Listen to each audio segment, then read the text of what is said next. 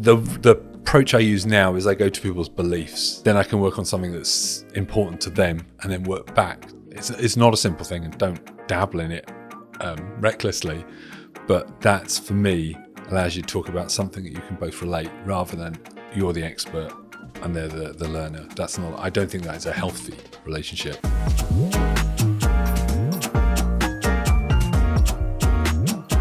Tony Richards, welcome to Warrington. Thank you very much. Good to see you, Jack. You've been here before? I did 20 years ago. So it's been a long time and it's changed a lot. Yeah, in a good way.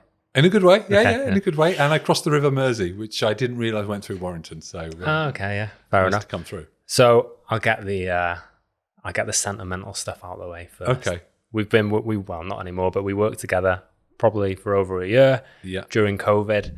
Obviously, it was all virtual. The client was in Scotland. Both clients were in Scotland. I personally learned a lot from you. I think you were, whether you knew you were mentoring me or not, I just wanted to say that I appreciate it and thank you for coming today. So yeah, thank you. I just wanted to say that face to face. Thank you. Speaker, accredited Kanban trainer, professional coach with the ICF. Spent a lot of your time in the early 90s being exposed to lean thinking whilst working with Toyota, using the wisdom of people in the community. You've developed a strong coaching and mentoring style, and I can attest a strong facilitation style. You spend a lot of time volunteering for certain organizations in the community. So we'll dive into that. But apart from all that, who is Tony Richards? Who is Tony Richards? Okay, that's a good question. So you mentioned coaching. So I suppose if you cut me in half, I'm coaching through and through, whether it's family, friends, the work, sport. So I've invested a huge amount of my time and my growth in that. And I think it's given me a superpower of listening, which is why talking about myself today to you feels a little bit weird, because I'm normally on the listening end. Yeah. So yeah, when you meet me, it's all about the listening. That's my big thing I go for.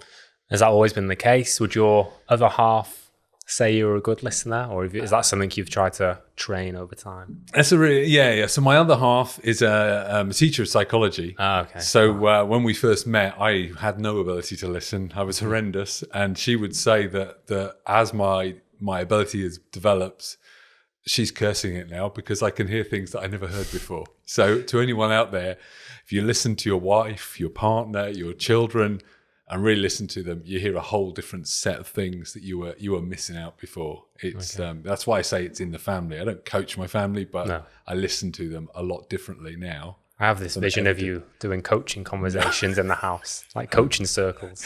No, you don't fall out so much, I would say. That's the difference. Yeah. I'll take that into consideration. You're obviously in the Agile community, but what does Agile mean to you? So Agile to me is, I've always thought of it as like human-centric. So it's just respecting other people. Yeah. And very simply, that's the mantra I've always gone by. Everyone takes their different approach, but I always think about it as it's a person first, and then all the rest comes afterwards. Yeah. Just find that that's been, in my opinion and my experience, more successful than jumping in and suggesting things and coming in with my great ideas, which are probably not great. And how did you get to the position you're in? Have you always been in project and program? Was it more of a technical thing out of university? Give us a whistle-stop tour. Okay, whistle-stop tour. I was a developer, so I started in software. Yeah. I then worked in all aspects of IT. Does any of your code still exist, do you think? Or is there anyone cursing you out there? I don't know. I did some code that tracked parts that came from Japan through to Derbyshire to make the Toyota Avensis, which was a brand new car at the time. Yeah. I'm not sure if that code still exists today. I can't say. And maybe someone cursing you. Exactly. But yeah, I suppose I had this background in IT, and then I got bored. Okay. It felt like it was a grudging, sort of tortuous industry to work in. You got compelled to do things, and then everything was never on time. Yeah. And I shifted. So I spent some time in marketing, some time in finance, some time in corporate strategy to learn about how organizations operate. So I stepped out completely. And then I came across this Agile stuff, and someone you and I know really well called John Spruce. Yeah. Big up, John. Big up, John. So John You said thank you to me at the start. I would say thank you to John. He spent a lot of time mentoring me, helping me to get on the path of this agile journey that I've been on. And then everything in my past, I've now seen how it all falls into place. And this has become just something I really enjoy. I thoroughly enjoy doing. Yeah. I think that shines through. And from what I've seen of you, you always turn up with every day is a clean slate. And I think that's really something to admire. Across the organizations you've been part of or worked in as an external consultant, where do you think organizations go wrong in terms of agile or change? And what are the deeper reasons behind that, do you think? So there's a couple of modes I've seen that really do seem to cause problems. They won't come as a surprise to a lot of people, but the one where people believe you install it, you stop doing this and you start doing this and all will be well. That's a big, I see it lots of people have tried that and then they get called in normally after that's happened to try and help them reset and work out what they're doing. So the installing agile is definitely a big failure mode because people don't appreciate what it's going to take in them to change. The other one, I guess, is critical thinking. So people's ability to question stuff. And I often find an organization just tell me what to do. Now, if you work in this area, whether you're working with organizations you want to change, you're a Scrum Master, you're a change agent, catalyst, whatever you want to call yourself, if you get into that situation, what they do subtly, without knowing, is they paint you into the corner of expert. That is a terrible corner to sit in because if it doesn't work, it's Tony's fault. Yeah. If this isn't giving us the outcomes we want, it's Tony's fault. Tony said this. Tony said that. Tony that. Yeah. So you'll get painted in that corner. You can't get back out of it again. And the other thing is, I describe you're on HMS, to use your naval background, HMS Cathartic. So you are the vessel. They throw all of this kind of pent up frustration in at you. All you can do is take it in because they don't own anything. As a group, they've just devolved all their ownership to you, and you've become this living incarnation of the problems. Have you ever fallen into the trap of that happening? Loads. Yeah. And what were the impacts and how did you deal with it? So early on, the first time it happened, I just had to bail out. I just realized I was in too deep. I couldn't get back out again. It does happen quite a lot now where people, the engagement you and I worked on, that it happened a few times where people were painting me in and saying, just tell us explain it. The approach I use now is I go to people's beliefs. Yeah, okay. So if I can go to someone's beliefs, then I can work on something that's important to them and then work back to what we were talking about. Yeah. It's not a simple thing, and don't dabble in it recklessly, but that's, for me, allows you to talk about something that you can both relate rather than you're the expert and they're the learner. I don't think that is a healthy relationship. Yeah.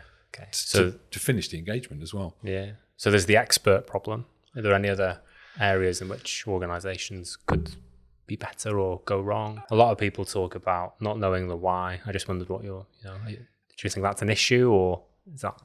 Yeah, I suppose I would articulate it as agile as the goal. So someone's just doing agile because they've heard it's a good thing. They've seen Jack's podcast or they've seen his videos and they think this is the right thing to do. We're just going to do this. Everyday agile. Quick plug for him. But what happens is they don't pay attention to what's important to their organization.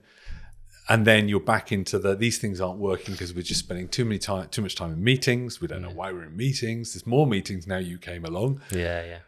And it's keeping us from doing the work. So I think it's a bit of a blend of all, isn't it? It's like install agile, be critical thinking, and don't just take things on face value, question them hard. And then in between, it's sort of, well, don't just sort of go through this formulaic, it's agile. Be really clear about what is it you want to be better, and then relate it back. I think that they're probably me in solution mode, as I often slip into. Okay, that's a good point. How do you, if you're supposed to be in that facilitation mode, how do you stop yourself from going into that? So, because there'll be a lot of people watching going, that's me, I do it. Yeah. There's a book, I don't know if you've read it, Surrounded by Idiots, and like there's the different colors. I am probably the rare version of green-red, where I like people and very considerate, blah, blah, blah, but I also not the best with detail, and I want the solution and I want to move on. I just wondered how you bring yourself out of that. Yeah, so I guess there's a danger of, I've seen this before, because when you've done this work for a while, you do see patterns. And sorry, I've just done it. The intent is never to interrupt. It's because you know where they're trying. You think you know where they're trying to get to. So you get excited. I don't know. I get overexcited and go, just do that. Just trying to score the goal. But, I've seen this before. I know how it plays out. I just jump you a few steps.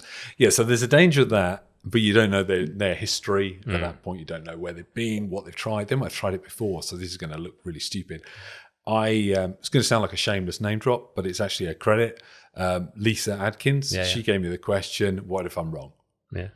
And I always go to that, and then I try and find examples of where I'm wrong. And that grounds me, brings me back to humility. And it's like, well, you know some stuff, but you don't know everything. No one can. So I tend to use a question to bring myself back down to earth. Yeah. If you were in the Agile kitchen, what 3 ingredients would you advise organizations or teams to take in to benefit from any change, whether it be Agile or just organizational change in general? So number 1, I've already mentioned critical thinking. Yeah. Just for anyone who's new to that, I summarize it as your ability to change your mind. So if you've never changed your mind about something, is a suggestion there that maybe it's something you want to look into. Yeah. The way I started with that as an ingredient is I would take a news story or a headline in a newspaper, and then I would try and find competing perspectives and try and change my mind about the story. That's good. And I'd use that a lot to try and train myself into, don't take the first thing you see as the truth, because I do, and I understand it's quite a common human thing. I anchor. So I'll anchor around an opinion and I'll stick on it. So the more I can get myself to change my mind, twofold, it's a great ingredient for improving things. I can sense you've got a question there. No, I was just thinking that's why I don't talk to my dad about politics, because there's no point. He's anchored. Well, I mean, and it's okay. And I'm not saying it's bad to be anchored, but once you can say, I'm anchored and I can see the other perspectives, and then the next step is, oh crap, that perspective is actually more important, valuable than the one I had before. So if I can switch to that, you role model that to a team, they're more likely to then become critical thinkers. And then before you know it, everyone's questioning everything, and you get into better ideas than you would have if you were just going for the easy anchored option. So that's one ingredient. It's definitely critical thinking. Not easy to acquire, but you can train it, I've found anyway. I think one of the other ones would be, I touched upon beliefs. So having a shared set of beliefs and principles that will guide you when it gets tough is really useful. I've obviously got a story about that, but I won't branch into it now. But if you can actually get people to that kind of, we've got different beliefs, but we've got a shared core set of beliefs, and do they align with the organization wants to do as well, and some principles that guide us. So when it gets tough, you go back to those and you say, is this still doing what we really wanted to do? So I think that's an important ingredient at the beginning. I know there's a particular tool you used with good success with that particular client. Can you just give us a whistle-stop tour of what that was? Yeah, sure. So when we work together, there's an approach called impact mapping from a chap, to give the credit, Goiko Adzik. So we use that to really start to illuminate what were the things that area wanted to achieve. What was the outcomes they're after? But then I took something called hypothesis-driven change. Now the credit, Mike Burrows. I'm always very keen to credit people, but I fused the two together. And the reason I fused them together was because Mike's work talks about beliefs and what you believe, and then testing those beliefs. But fusing it with Goiko's sort of TomTom sat-nav type approach, it meant that you're clear about why you believe this is the right direction to go, but you're not so stuck in the ground that you won't change direction if it doesn't look like this is going to be viable. So by blending impact mapping and hypothesis-driven change, I think what we discovered was when they put their beliefs up on a board and threw them all up there, they noticed there was some polarized beliefs there. And there was also some polarizing between an individual and the organization's beliefs. And geographically. And geographically, the differences between two areas of the world. The values were not very different, but there was definitely. Well, I mean, your beliefs are beyond your workplace, aren't they? They're like the country you're brought up in, your family, all that kind of stuff. So when that all comes out, you go back to respect. You're not saying, I want you to change your beliefs. You're just saying, we need to make these beliefs visible so we can actually see them and try and work out what's a belief we construct that we can all get behind. Because that will guide the way we think, the way we create ideas, all that kind of stuff. So I think beliefs and principles really important. And then one more if you're rooting around your cupboards of change. Trying to find the secret. You're allowed to change your mind once you walk out the door. Well, I'm trying to think what's the secret, like spice, the saffron, the really expensive stuff that's going to come out of this. So I guess it's how do you get people in a habit of reflecting regularly? So even if it feels like and you think it's going really well, what's the kind of practice you're going to put in place that gets you to reflect quite often? Because you could get bowled over by your own beliefs and your own hype, and you can just think, oh, we're plain sailing. But you got massive blind spots, things you can't see. And unless you start to bring in something that makes you shine a light on that every so often, there's a danger then you've gone from one way of working to another way of working, but you're just as rigid as you were before. And you've missed the benefit of continuously being able to question again and again and again. So it's a bit like critical thinking, but it's more broad than that, I guess. And holding up the mirror, I suppose, to the change that you're trying to pursue. Are there any things outside of the Agile bubble that you think people watching, listening would benefit from prodding, poking, investigating? I know you've aligned to the, I call it proper coach, like ICF coaching, which I suppose is outside of the Agile bubble to a certain extent, but are there any things that you draw inspiration from that wouldn't necessarily be considered Agile? I've always looked for things that are adjacent, so not completely. So I don't know if you remember the name of the record producer for David Bowie. Someone watching this will remember it, but there was the guy whose name escapes me at the moment, and he came up with Oblique Strategies, which is this idea of creativity and creating new sort of songs, all that kind of stuff. Well, I take it one step back and look for adjacencies, so things that are related but different. And there's a guy called Tobias Mayer who I've spent a lot of time going to sessions he organizes called Reimagining Work, and he'd get people in from all over the place, and they would just take us through totally random stuff like Theory U or shamanic facilitation. What's that? It involves a lot of lying on the ground. Okay. I could tell you another time in great depth, but there were all these very wonderful liberating structures I learned through that. So there's all these different kind of things which on the face of it don't immediately scream out Agile or anything like that. They're just different. But by exposing you to that, you can then go, well, you know what, I could use a bit of that and I can blend it into my practice this way. But it also helps me to question some stuff that we already do and say, is that really the only way of doing this? So I would say looking for things that are adjacent is definitely a big thing. The other thing I try and do is to try and break social media algorithms. Yeah. So I used to with post, because I used to get junk mail, I used to try and trick the marketing techniques so they would send me random stuff about caravans and all sorts by ticking totally different demographics to myself. I try and do the same with the algorithms now. I try to follow things that are way outside of my current sphere to change my feed. Because I think if you do that, it gets you out and decompresses you for a little bit of a while, other than switching it off. No, I think you've got to follow or connect with people who don't necessarily you align with, not to the extremes, but you got to be questioning yourself. Like I listen to Nick Ferrari and I listen to James O'Brien because they're polar opposites, and it's interesting to see the type of callers that ring in because it gives you a more of a rounded view. That's just one example. But just you can't just be exposed to one element, can you?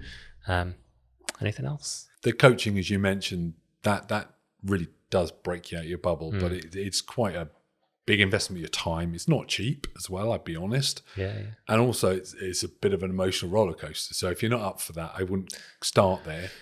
But it will really snap you out of where you comfortably sit. Yeah. So from someone who's gone through that process, do you think coaching is sometimes misunderstood in the Agile community and people don't realize how serious of an undertaking and how big of a responsibility it is? Because the Agile coaching term, can be quite broad, and the professional coaching is one segment of it, but a very important one. Yeah. Do you feel like there's a miscommunication sometimes? I think the word coach is just banded everywhere, and Yeah. and just everyone has their own association. So I am a qualified sports coach in a couple of sports. Yeah. That's different to my professional coaching, which is different to the agile coaching. So the agile and the sports coaching, they've got some similarities because they're coaching with an agenda. Yeah. You're almost trying to encourage a certain practice or some kind of way of working together or thinking. Professional coach, on the other hand, is normally, not always, but is normally client driven. So the other person sat in the other seat, they hold the agenda. So you don't really know where it's going to go.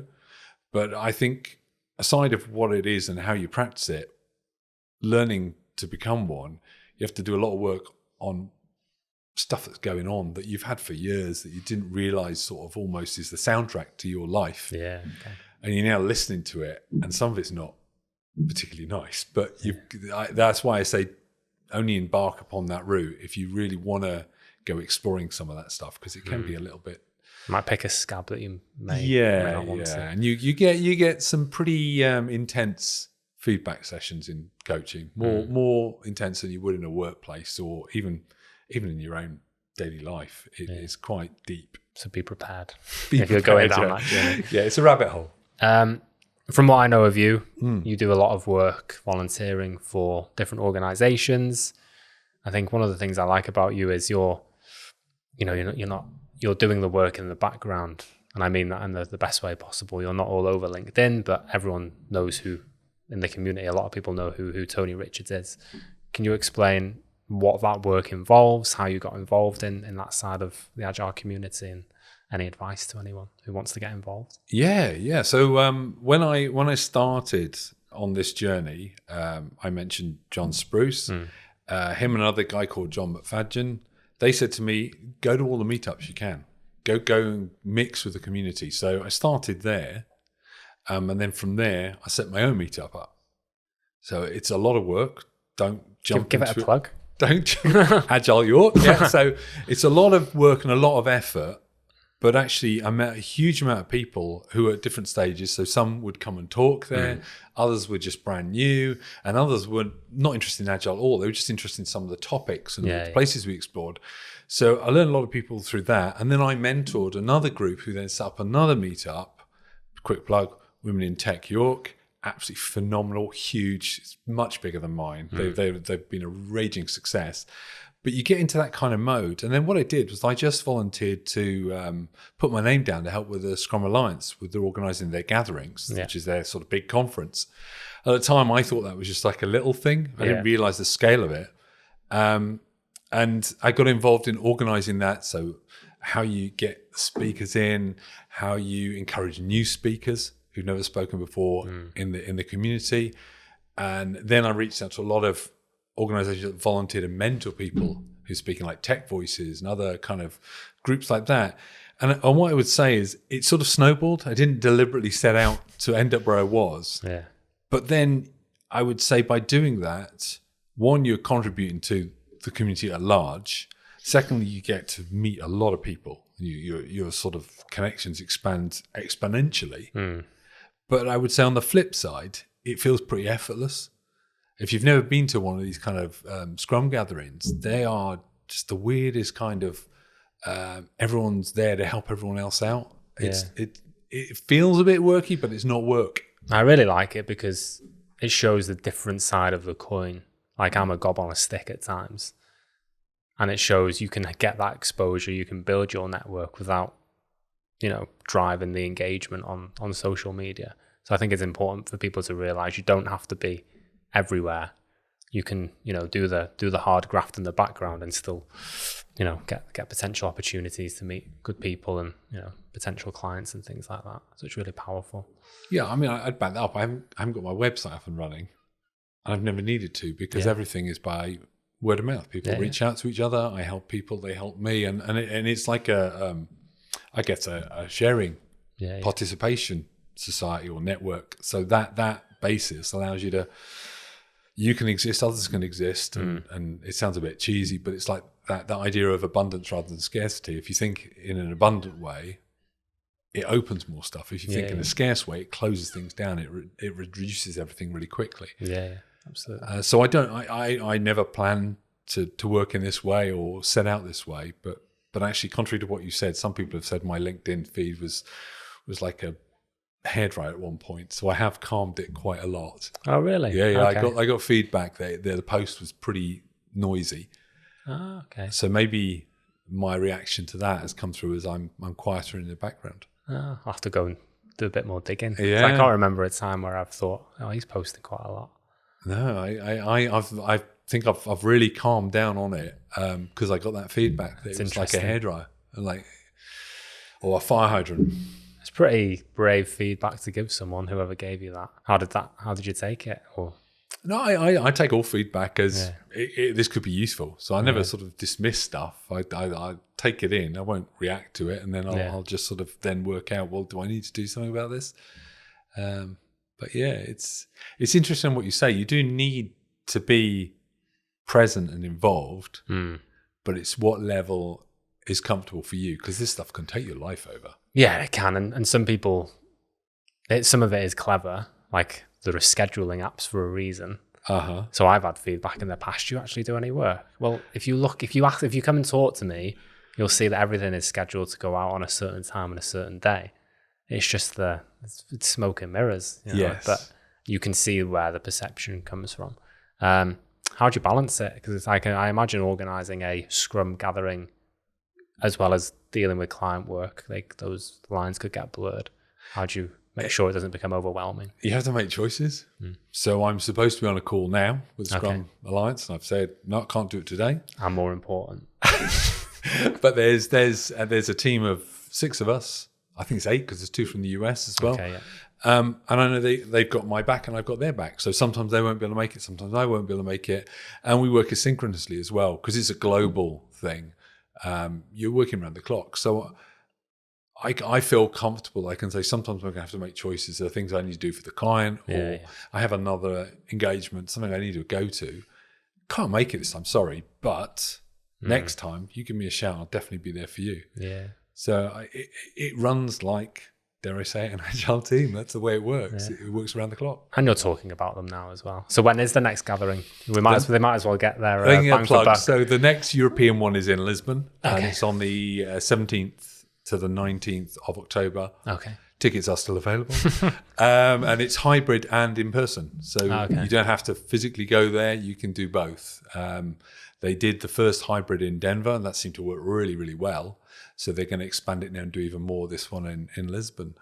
So whatever your preference. Are you speaking or in the background? When you're an organisation, you're not allowed to submit. So I will be expected, I think, to introduce some keynoters and things. But beyond that, no, I'm in the background. Master of where I ceremonies. like to be. Yeah, it's interesting. I also know you've done your Kanban journey, accredited Kanban trainer, without going into the specifics of clients and stuff. What did you learn on that journey? Because I know it's quite intense. I remember the time when you were trying to not balance, but you were on client and then trying to do this, not alongside, but outside of that as well. Yeah, I would say if anyone's thinking about becoming a trainer, speak to other trainers first. Go and have a word with them. If you can, go and observe a session they run, or even get to co-train with them. The reason being is becoming one is one thing.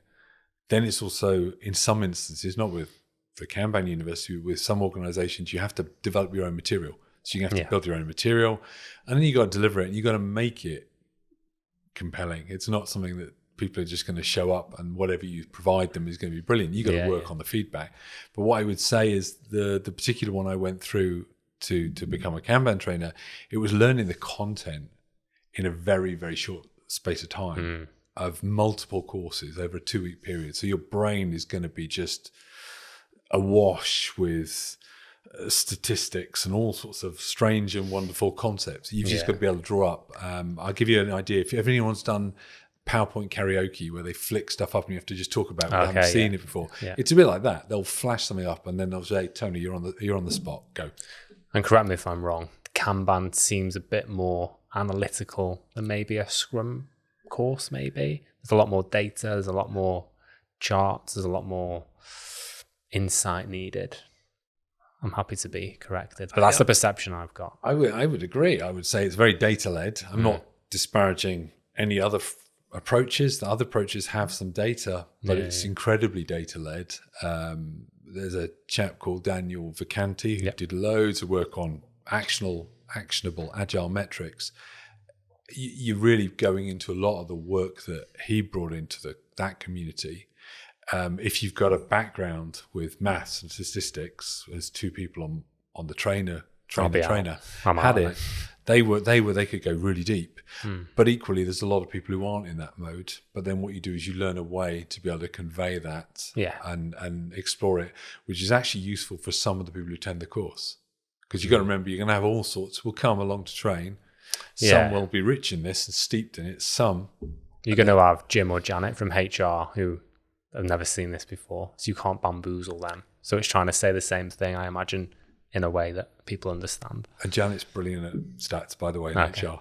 But you're getting to the situation where actually being able to relate to every single one of those groups is quite important, because I've learned being a trainer, sometimes the first time people come into these training courses might be the first training they've done since they were at school, and it can re-emerge some quite uncomfortable or painful feelings about school.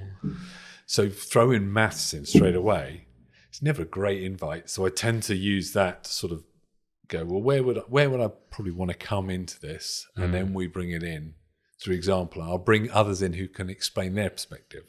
Have you made when I knew you were going through it, obviously it was all online. Have you done any classroom ones yet, or have they been any different? No, all been virtual. Okay. All been virtual. I did do some physical ones, not as an accredited trainer, when I was in person in an organisation. So I've sort of trained a variation, because this is a licensed course, whereas that was mine and a group of coaches home-baked version. So I remember fondly physical, but I haven't done in-person courses yet. And do you like being at home now, or are you starting to get the pull to go in the office? I would say the ability to work with anyone in the world has been liberating for me, because I find working with different nationalities really interesting. Okay. When you get into those kind of just really trivial conversations about a day in the life of you and a day in the life of them, and I find that fascinating.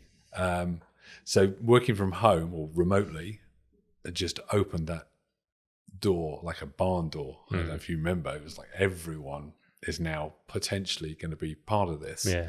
Whereas in the past, you'd pretty much be within your time zone, maybe within your own city as well. We did some early mornings, I remember that. You certainly did, didn't you? So I think that there's a rub with it.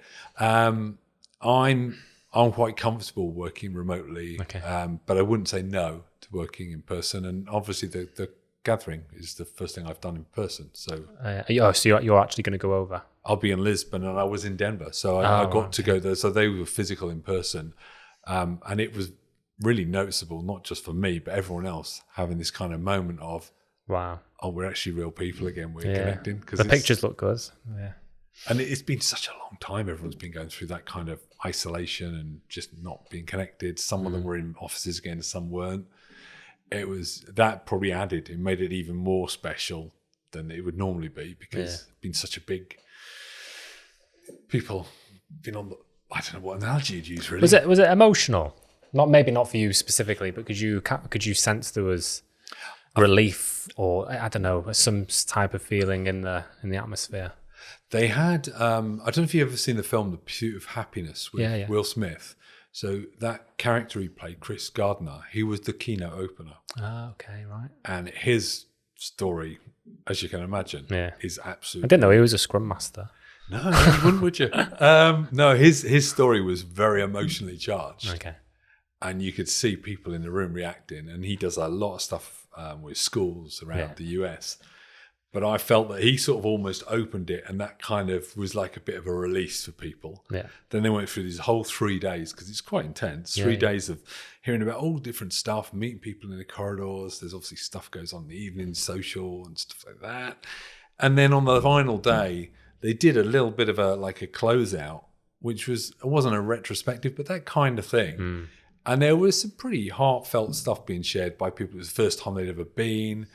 and the impact that it had on them. And it was pretty deep. Is there anything that you've changed your mind about recently that you never thought you would? It could be Agile, it could be just... I'm trying to think. You prefer vegan cheese to normal cheese. Food-wise, I changed my mind about avocado, but that was a long time ago. Not in a good way or a bad way? In a good way, yeah. Okay. I've learned to embrace it. One of the big things I changed my mind about, and this is again about some of the stuff I've done through coaching, there's a certain kind of, let's say, set of characteristics or personality traits that I don't blend well with, and I know I don't blend well, and I have a history in my career of coming to blows with that person who exhibits those. I've managed to sort of change my relationship with that to the point where one point in my past career, pre-Agile days, I had a pretty awful career moment, career set of decisions. And at the time, I couldn't actually see any good in that individual. And it was a very unhealthy way to think about a human being. And I managed to change my mind so that I can actually see them from a point of view, they help me now. And I actually see the lessons that came out of it. Yeah. I don't want to go over-labor it, but there was a technique called invocation that I used, and that allowed me to switch my position on it. And now I look at it as a positive part of my history, whereas in the past it was a negative. So now I don't sort of feel upset about it when I'm talking about it, because I actually see it as a positive point at which my life and my career pivoted. Reframe the narrative. Exactly. Yeah. That's a much more articulate way of putting it. But yeah, that was what I was trying to say. Doesn't happen often. But yeah, I would say that's probably one of the big things it was last couple of years, I guess, I probably reframed that relationship. And that now I can think of that as a really positive thing. I wouldn't wish everyone to go through that approach. But if they go through that, I now know there's a way of seeing that in a positive. Yeah. Thank you for sharing. Yeah. You mentioned the gathering. What else is next on your journey? I've moved in my coaching, so I'm now doing what's called coaching supervision. Okay. So there's a need for coaches to have their own coaches. Who watches the watchman? Who watches the watchman? Exactly. So supervision is sort of an unusual word. I don't sit comfortably with it because it sounds almost authoritarian in the world that we live in, but it's used very much by psychotherapists and counselors and people like that. Anyone in their helping professions, they all have supervisors. And what I didn't discover was going down this journey, I can now supervise those groups. I'm now in a position where I don't know those kind of trades and industries, but I can supervise them. But the supervision, I think I've gone down that route because it really makes you look at things wide, like big and at a huge level, worldwide kind of level. So for me, I've started to look a lot more into systemic type stuff, and that's one way I've been doing that. What next for me? I guess there's a little side project I'm working on at the moment. Very, very, very early days, but I'm going back to my roots. I'm doing some work with artificial intelligence and sort of trying to take what I know and blend that into an artificial intelligence world. Very early days, but local universities helping me out a lot, give me a lot of support. Quick reminder, if you ever want help, go out and ask. I'm terrible for asking for help. When you ask for help, there's a lot of people out there will immediately help you. And sometimes they won't charge you anything as well. So that's a bonus. But I would say that's probably my little long-running project, which is about how do I make what I do a little more accessible, and also help out maybe the third sector and some of the social sector that won't be able to access some of the things the organizations we often work with can access, just because they don't have that kind of scale or that kind of investment. So I'm trying to make that a kind of an option, an offering, hopefully. Look forward to seeing that. Where can people get hold of you if you would like them to, if you don't mind? LinkedIn, Twitter, Facebook, probably not Facebook, but yeah, where can people connect? Yeah, I'm dormant on Facebook. I'm like the most dormant person ever, so don't go there. Where would you go to find me? Well, I've got your mobile number. You got my mobile number, but I'd probably go to LinkedIn. Personally. So LinkedIn is probably my number one go-to. Yeah. If anyone contacts me, I respond to everyone. Yeah. So just reach out on there always. I'm Tony S. Richards, or just put Tony Richards in Agile. And now I've reached that upper echelons where I get to the top. Otherwise, you get this chap who does cybersecurity. But LinkedIn's a good place to get me. Twitter, I'm at Tony G. 5 R's. I'll put it in the... Tony Gurr, as in Frosty's advert. I'll put it in the notes anyway. And then beyond that, it's probably those two are my main go-tos.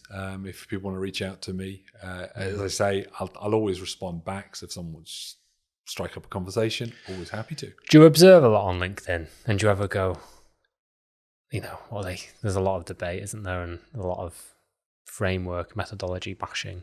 Do you do a lot of observation and just go, I'm not getting involved in that? Or do you just go on it when you need to? And no, I do watch what the tone of the LinkedIn is currently saying. I'm aware that I'm in a little bit of a bubble, an echo chamber. I tend not to dive into those. No, same. Just because I'm interested to see where it's going to go and what's going to come out of it. People never end up looking good either, do they?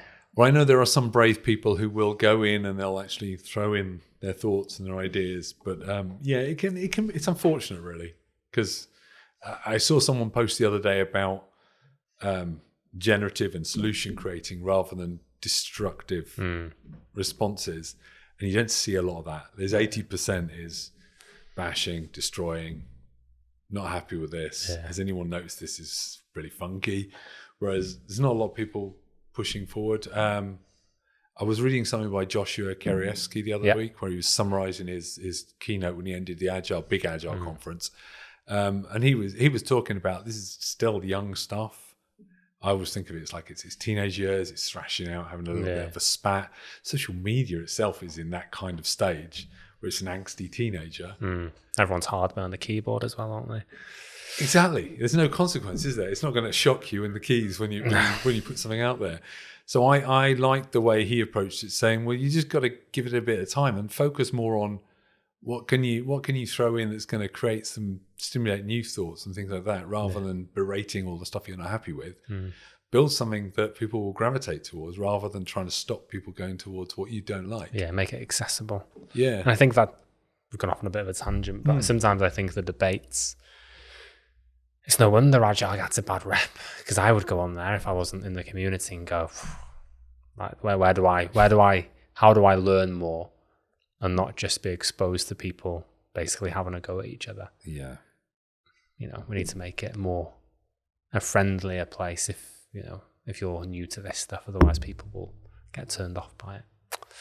Pick the right meetups and the right conferences, and you'll be embraced by people. Agile York. Agile York, we'll always welcome you. Tony, thank you very much. It's been a pleasure. Any final thoughts? Anything else to plug? Yeah, other than really, if anyone wants to sort of reach out and talk about anything I've discussed in more detail, it is a genuine open invitation. Yeah. And thank you to you for inviting me to come and talk today. My pleasure. First time we've met in person, so this is special for me. So thank you. Appreciate it. Thanks, Tony. No problem. Cheers, Jack.